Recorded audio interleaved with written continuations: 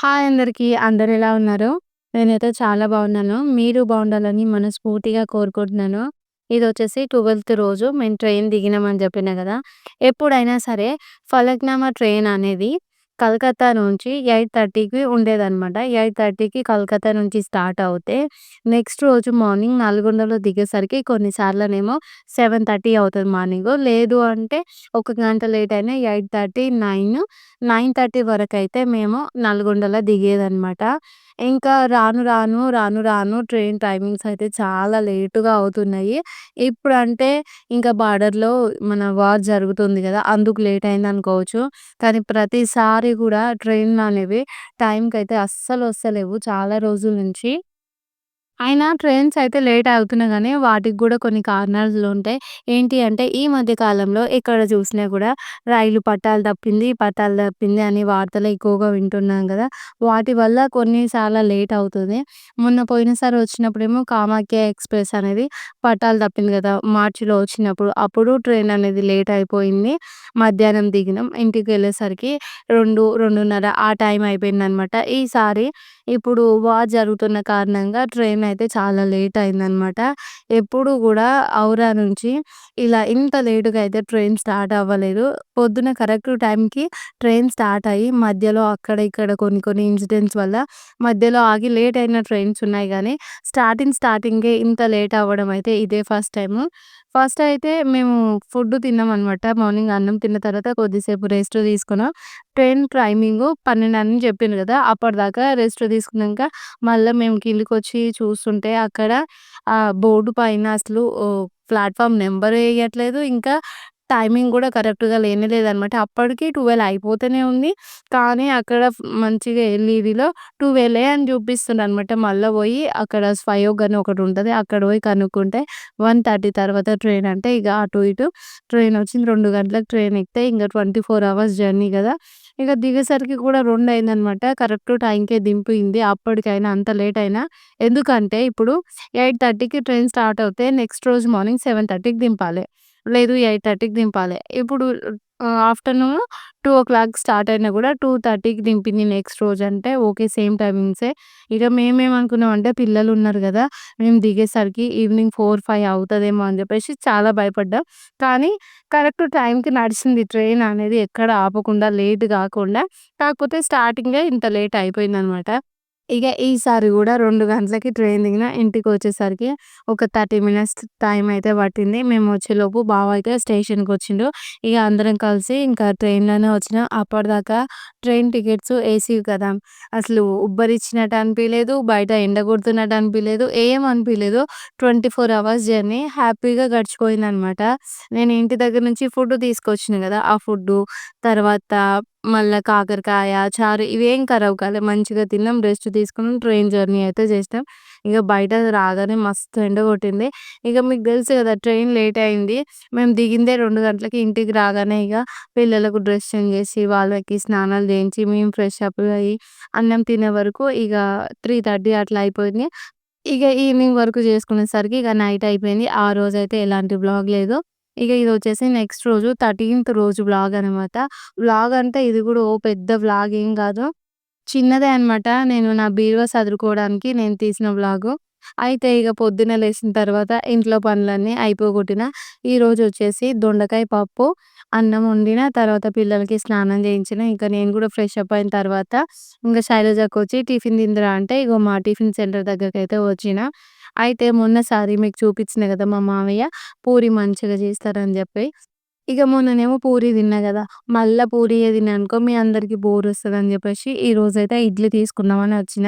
ఇగ మా సారయితే ఇక్కడ వాళ్ళకైతే టిఫిన్ అనేది ఇస్తుండనమాట తినడానికి.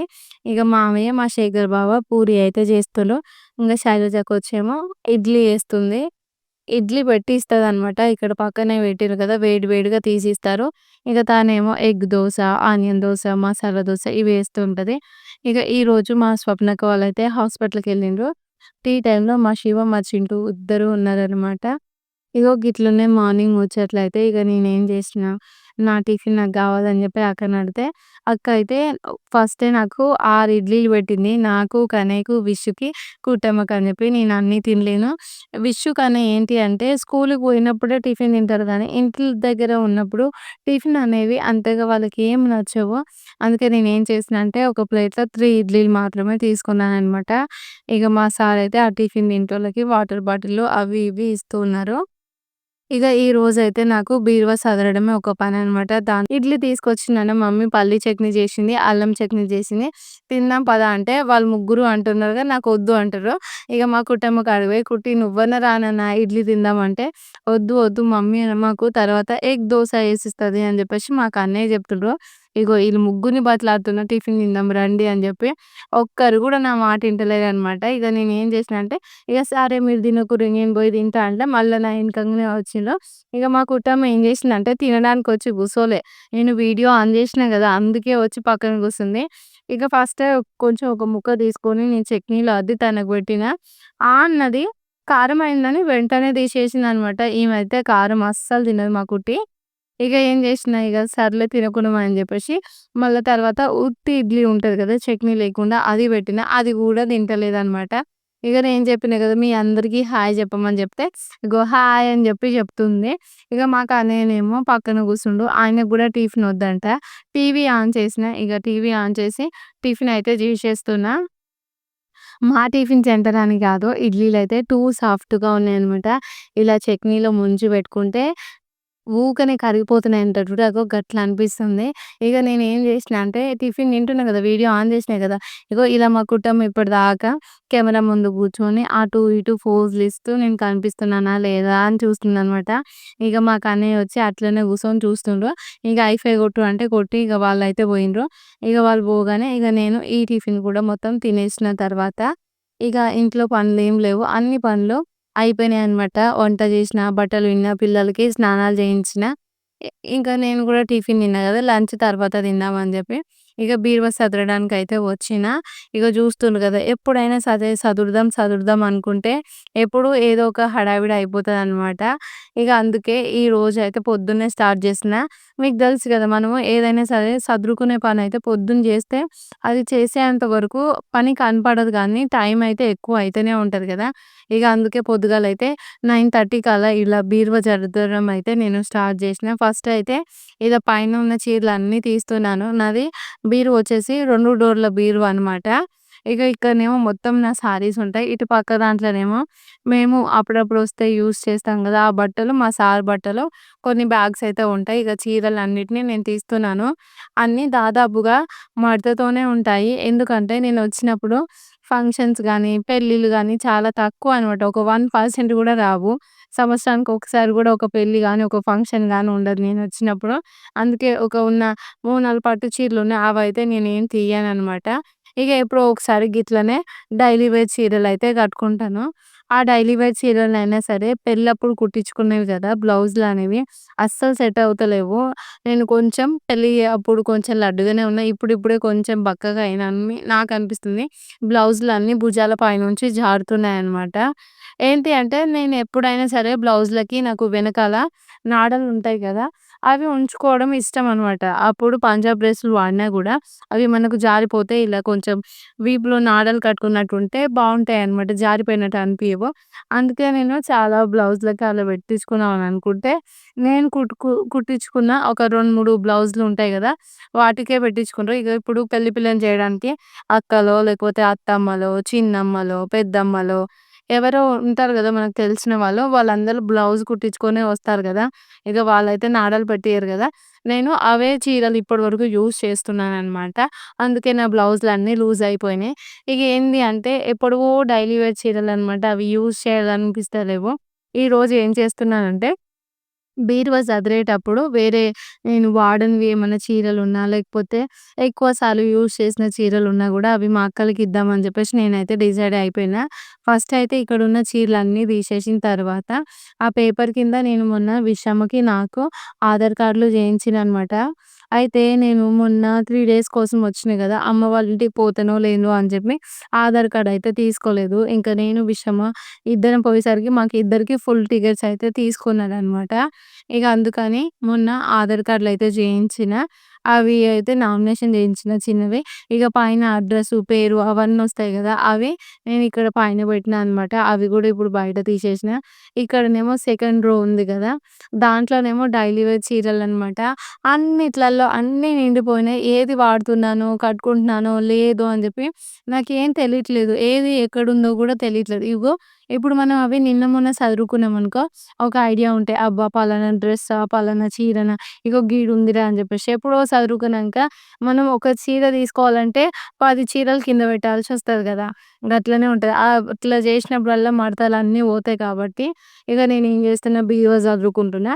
ఆ చీరలన్నీ తీసి ఇగో గిట్లయితే కింద పెట్టినా. వీటన్నిటిని నీట్‌గా మడత పెట్టుకున్న తర్వాతనే మంచిగా బీరువాలో అయితే సదురుతాను. దాదాపుగా అన్ని చీరలు మడత పెట్టే ఉన్నాయి. దీంట్లో ఏంటంటే చెప్పినా గదా! నేను కట్టుకొని చీరలున్నా, ఇవన్నీ అయితే నేను మా అక్క వాళ్ళకిద్దామని అన్నిటిని సెపరేట్ చేయాలని జెప్పి అనుకుంటున్నాననమాట. ఇగ అన్నీ కూర్చొని చిన్నగా నిదానంగా మడతపెట్టినా. మడతపెట్టిన తర్వాత నాకు హెల్ప్ చేయడానికి నేను మా సంధ్యని పిలిచినా అనమాట. తను అందిస్తుంటే నేను తొందరగా సదురుకోవచ్చని.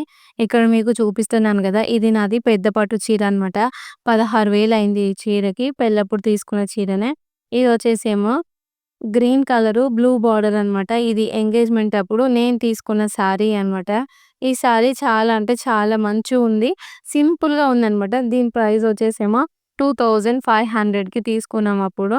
ఇగ ఈ శారీని అన్నిటిని ఒక 4 పట్టు చీరలు ఏమో ఉంటే వాటిని రోలింగ్ జేసి మంచిగా అయితే పెట్టినా. రోలింగ్ గాదు, డ్రై క్లీనింగ్ ఉంటది గదా! అది జేయించి పెట్టినా అనమాట. ఇదొచ్చేసి ఇంకో పట్టు చీర అనమాట.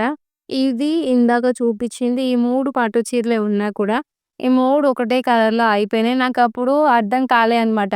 కలర్ కాంబినేషన్స్ ఎట్లా తీసుకోవాలి, ఏంది అని చెప్పి. చూడ్డానికి ఏది నచ్చితే అదే అన్నట్టుగా అయితే ఓకే జేసినామనమాట అప్పుడైతే. ఇప్పుడు అనిపిస్తా ఆ 3 చీరలలో ఒకటి ఒక కలర్ ఇచ్చి 2 వేరే కలర్స్ తీసుకుంటే బావుండే అని జెప్పేసి. ఇందాక ఇంకో చీర పెట్టినా గదా! అది పట్టు చీర అనమాట. దానికి గూడా 3600 ఏమో అయింది. అది మా చింటూ ఫంక్షన్ అప్పుడు తీసుకున్నాము. ఇందాక చూయించిన గదా! అది రెడ్ కలరు శ్రావణ పట్టు చీరనమాట. అది 2000 అయిందనమాట అప్పట్లో. లైట్ వెయిట్ శారీ అంటారుగా అది. ఇదొచ్చేసేమో మాకు బిషు పుట్టిన తర్వాత అమ్మ బియ్యం పోసేటప్పుడు పెట్టిన పట్టు చీర. ఇదొచ్చేసేమో పెళ్లి చీర. ప్రతి అమ్మాయికి తన లైఫ్‌లో ఒక మధురమైన జ్ఞాపకం అంటే అది పెళ్ళికి సంబంధించినవే ఉంటాయన్నమాట. అగో నా చీర గూడా అప్పుడు కట్టుకున్నా. మళ్ళీ అనిపిస్తుందనమాట ఇప్పుడు ఒక్కసారైనా ఆ చీరని కట్టుకోవాలి. ఏదన్నా ఒక టైం రావాలి అని జెప్పి. అంటే మనం ఎప్పుడన్నా టెంపుల్స్‌కి పోతే కట్టుకోవచ్చు. లేదు అంటే చాలా వరకు వ్రతాలు జేస్తారు గదా! ఇంట్లో మన సత్యనారాయణ వ్రతం జేస్తారు గదా! అప్పుడు కట్టుకుంటారు. మా ఇంట్లో వాళ్ళు గూడా ఎప్పటినుంచో చేద్దాం చేద్దాం అనుకుంటారు. ఇంకా చెయ్యట్లేదనమాట. ఒకవేళ చేస్తే నేనైతే అదే శారీని కట్టుకుంటాను. ఇంకొకటి గూడా ఏంటి అంటే ఆ శారీ ఉంది గదా! నా పెళ్లి శారీ. నేను దాన్ని భద్రంగా దాచిపెట్టాలి. విషు పెళ్ళప్పుడు నేను ఆ చీరతోని తనని పెళ్లి కూతురు చేయాలని జెప్పి ఇగో ఇప్పటి నుంచే నేను కలలు కంటున్నా అనమాట. నాకు సంబంధించినవి, నాకు నచ్చినవి ఉంటాయి గదా! అవన్నీ నేను విషుకైతే తన మ్యారేజ్ అప్పుడు గిఫ్ట్ చేయాలని చెప్పేసి కొన్ని కొన్ని అయితే దాపెడుతున్నాను. మొన్న ఒక ఫ్రాక్ చూయించిన గదా! 3 మంత్స్ ఫ్రాకు. అది బావుంటది గదా! అది చాలా నచ్చిందనమాట నాకు. అది మా అక్క కుట్టించుకొచ్చింది. అది కూడా నేను విషు బిడ్డకిస్తాననమాట. ఇందాక ఒక శారీస్ అయితే పెట్టినా గదా! అది పట్టు చీర పెట్టిన ఒకటేమో. ఆ తర్వాతొచ్చేసి అది కాటన్ చీర అనుకుంటా. ఆరెంజ్, గ్రీన్ కలర్ కాటన్ చీర. ఇగో ఈ రెడ్ కలర్ చీర అనమాట. ఈ 2 చీరలు నేను పెళ్ళైన తరువాత ఒక 7 ఇయర్స్ తర్వాత కొనుక్కున్న చీరలని జెప్పొచ్చు. పోయినసారి మార్చ్‌లోనే కొనుక్కున్నాను. ఈ 2 చీరలు తప్ప నేను నా అంతట నేను ఇప్పటి వరకు ఈ 8 ఇయర్స్‌లో షాప్‌కెళ్ళి చీరలైతే ఒక్కటి కూడా నేను కొనుక్కోలేదు. ఈ 2 చీరల్లో ఒకటేమో ఇన్‌స్టాగ్రామ్ నుంచి తీసుకున్నాను. ఇంకో చీర ఉంది గదా! అది ఇక్కడ బయట షాపింగ్ మాల్‌లో తీసుకున్నాను. అవి కూడా 7 ఇయర్స్ తర్వాతనే తీసుకున్నాననమాట ఆ 2 చీరలు. మొన్నటిదాకా ఒక్క చీర గూడా కొనుక్కోలేదు. అయినా గూడా నాకనిపిస్తది ఇప్పుడు మనకు అవసరం ఉంటే కొనుక్కోవాలి. అవసరం లేనప్పుడు ఇలా వేలకు వేలు పెట్టి చీరలు కొనుక్కొని, బీరువాలో పెట్టుకొని పూజ జేయడం కరెక్ట్ గాదు అనిపిస్తది. ఇంకోటి చెప్పాలంటే నేను అంతంత రేట్లు పెట్టి అయితే చీరలు అస్సలు కొనలేను. కొనను గూడా. ఉంటే రూ. 1000, 1500 ఆ పైన చీరలయితే కొనను అని జెప్పి ఎప్పుడో ఫిక్స్ అయిపోయినాయి. ఎందుకు అంటే, ఇప్పుడు మనకు కోరికలనేవి అంతు ఉండదు. ఒక చీర కొనుక్కున్నామనుకో, దాన్ని ఒకసారి కట్టుకుంటాం, బీరువాలో పెట్టుకుంటాం. మళ్ళీ ఇంకేదైనా ఫంక్షన్‌కి పోవాలంటే, మళ్ళా మనం మన సైడ్‌కి పోతే కొత్త చీర మీదకే పోతది. అందుకే నేను ఎక్కువ ఎక్కువ రేట్లు పెట్టి చీరలు గానీ, బ్లౌజులు గానీ కుట్టను. కుట్టించుకోను. ఒకవేళ నాకు అవసరమైతే తీసుకుంటాను. అవసరం లేకపోతే తీసుకోననమాట ఇగ అంతే. ఇగ అన్ని చీరల్ని మడతబెట్టిన తర్వాత నేను కొన్ని చీరలనైతే పక్కన పెట్టినా. ఇగ మిగతా డైలీ వేర్ చీరలున్నాయిగా అవన్నీ సర్దేస్తున్నాను. ఇగ డైలీ వేర్ చీరలు గూడా అన్నీ కొన్ని ఒకే కలర్‌లో ఉన్నాయి. ఉంటే బ్లూ కలరు, లేదా గ్రీన్ కలరు, లేదు అంటే బ్లాక్ కలర్‌లో ఉన్నాయన్నమాట. ఇగ నేనేం జేసినా అంటే, ఎప్పుడైనా సరే వచ్చినప్పుడు కట్టుకోవడానికి ఒక 5 చీరలుండాలి డైలీ వేర్ చీరలని జెప్పి, ఆ చీరల్ని సదురుకుంటున్నాను బీరువాలో. ఇగ మిగతా చీరలన్నిటిని తీసి పక్కన పెట్టినా. ఇగ ఆ తర్వాత సారీ పెట్టుకోట్స్ అనమాట. ఇవి కూడా ఎక్కువనే ఉన్నాయి.